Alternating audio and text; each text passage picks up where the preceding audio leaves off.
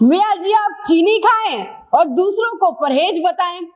गहलोत जी राजनेताओं के बेटों को लेकर जो बयान दिए हैं वो उन पर ही उल्टा पड़ रहा है। अभी बयान सुनकर भजनलाल जी तो ठाके मारकर हंस रहे हैं और कांग्रेस के नेता उन्हें ही कोस रहे हैं। अब इस बयान के क्या कुछ मायने और क्यों गहलोत जी अचानक से ऐसा बयान दिए, वही आज आपको इस चर्चा में जानने को मिलेगा। चर्चा के लिए राजनीतिक विश्लेषक सोमदत्त जी हमारे साथ हैं। नमस्कार सर। जी नमस्कार। जी सर, गहलोत जी उप मुख्यमंत्री को और मुख्यमंत्री को अपने बेटों को राजनीति से दूर रखने की सलाह दी है, कैसे देखते हैं आप उस सलाह को? मैडम ये बिल्कुल जो आपने बात कही थी बिल्कुल ठीक है कि खुद गुड़ खाएं और गुलगुलों से परहेज बताएं। अपने बेटे को राजनीति में स्थापित करने के सारे तमाम हथकंडे अपना चुके हैं, लेकिन फिर भी जब बेटे अपने सेट नहीं हो पाए हैं तो कहीं किसी अन्य के बेटे सेट ना हो जाएं, इस बात की उनको चिंता सता रही है। तो बस इस परिप्रेक्ष्य में कि दूसरों के बेटे राजनीति में ना आ जाएं, वैभव गहलोत के लिए चुनौती ना बन जाएं, कांग्रेस के नेता अपने बेटों को ना लेके आ जाएं, तो इन सब कारणों से दूसरा खुद को प्रासंगिक बनाए रखने के लिए राजनीति में तो ये जो एक बेवजह का मुद्दा है उसको उन्होंने तूल देने का प्रयास किया। ये उनको भी पता था गहलोत जी को, वैसे भी गहलोत जी जादूगर हैं तो ऐसा संभव नहीं हो सकता कि उनके मुंह से कुछ वैसे ही निकल जाए।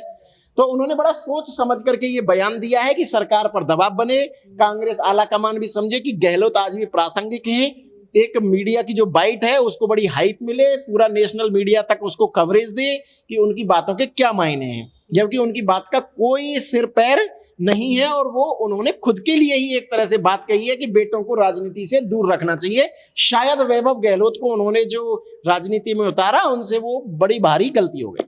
सर बीजेपी के ऐसे तो और भी तमाम नेता है जिनके बेटे राजनीति में उतर गए और वो लोग उतार भी रहे हैं। नहीं बिल्कुल सही बात है मैडम, बेटे हैं तो उनको राजनीति में आने का अधिकार है। ये तो जनता तय करेगी कि किसको राजनीति में होना चाहिए या नहीं होना चाहिए। गहलोत जी अगर वैभव गहलोत को लेकर के आ गए तो उन्होंने कोई महापाप नहीं कर दिया, लेकिन बदनामी का कारण वैभव गहलोत उनके लिए बन गए। अच्छा, अब दूसरों के बेटों के लिए कह रहे हैं, भाजपा के मंत्रियों के लिए कह रहे हैं, कांग्रेस के नेताओं के लिए डायरेक्टली कह रहे हैं, तो इसमें तो कहीं कोई दिक्कत वाली बात है नहीं कि खूब लेकर के आइए। और जितनी मेरी जानकारी है, जो सीएम के बेटे और उप मुख्यमंत्री के बेटे के लिए कह रहे हैं, तो जो सीएम के बेटे हैं वो एक तो खुद डॉक्टरी की पढ़ाई कर रहे हैं उदयपुर से, दूसरे बेटे आरएएस की तैयारी कर रहे हैं, उन्होंने कई बार परीक्षा भी की है। हालांकि ये बात सही है कि डोटासरा की तरह से अभी तक सीएम साहब अपने बेटे को सेट नहीं करवा पाए, वो तैयारी कर रहे हैं और जो एक प्रतियोगिता है उसके माध्यम से फाइट कर रहे हैं। दूसरे बेटे उदयपुर से कर रहे हैं, उनको लेकर के भी तमाम अफवाहें उड़ाई जाती हैं। लेकिन हकीकत यह है कि क्या आप उनके बेटों के बारे में जानती हैं? आप तमाम लोग उनके बेटों के आज तक नाम नहीं जानते हैं। और वैभव गहलोत जी का आप नाम डालिए इंटरनेट पर, पूरी उनकी जन्म कुंडली वहां पर मौजूद है कि उन्होंने क्या क्या किया है पास्ट में और क्या क्या नहीं किया है। तो ये सब बेवजह की बात है। और जबकि उप मुख्यमंत्री का बेटा वो तो चुनाव लड़ने योग्य नहीं है। अब हाँ, ये जरूर है कि थोड़ा बहुत रील वगैरह जरूर डाल देते हैं, तो इसका मतलब ये तो नहीं है कि कोई राजनीति में आ रहा है कि सोशल मीडिया चलाना छोड़ दे। वो तो कोई भी व्यक्ति रील डाल रहा है आज की डेट में। अच्छा सर, गहलोत जी तो ये भी बोल रहे हैं कि मंत्री और मुख्यमंत्री के जो बेटे हैं उनकी बदनामी का कारण बन जाएंगे, इतनी बड़ी बात बोले हैं। मैडम ये वाली बात अशोक गहलोत जी सही कह रहे हैं और अपने अनुभव से बता रहे हैं। वैभव गहलोत जी ने अशोक गहलोत जी की नाक कटवाने में कोई कसर नहीं छोड़ी थी। उनके ऊपर 6.5 करोड़ के फ्रॉड का मामला दर्ज हो गया। उन्होंने ठगी की है एक तरह से।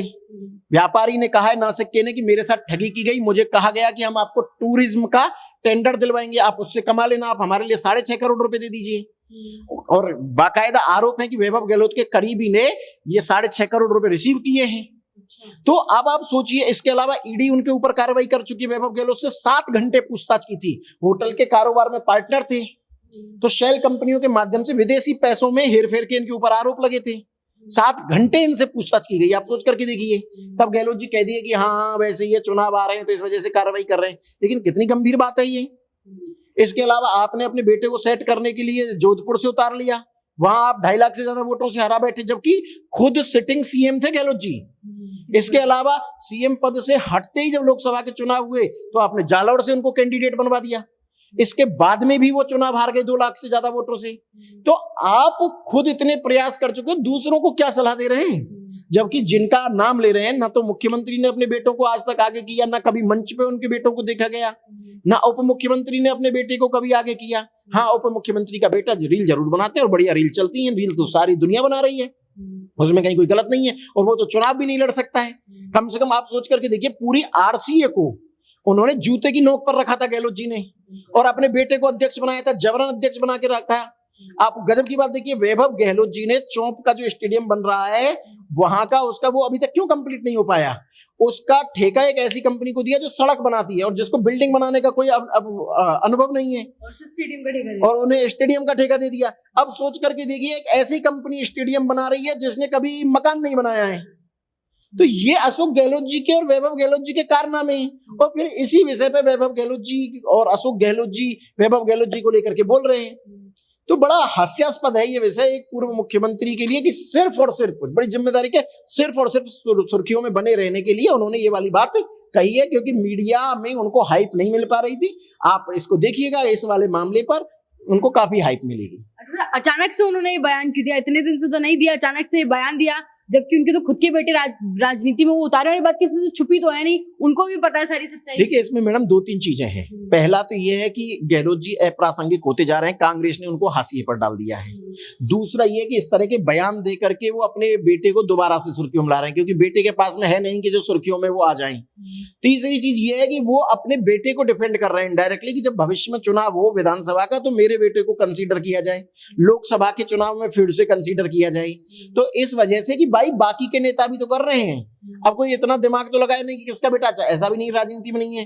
भाजपा में स्वास्थ्य मंत्री जी के बेटे एक्टिव है राजनीति में, तो ये कोई ऐसी बड़ी बात नहीं है। तो अपने बेटे को डिफेंड कर रहे हैं इसके माध्यम से।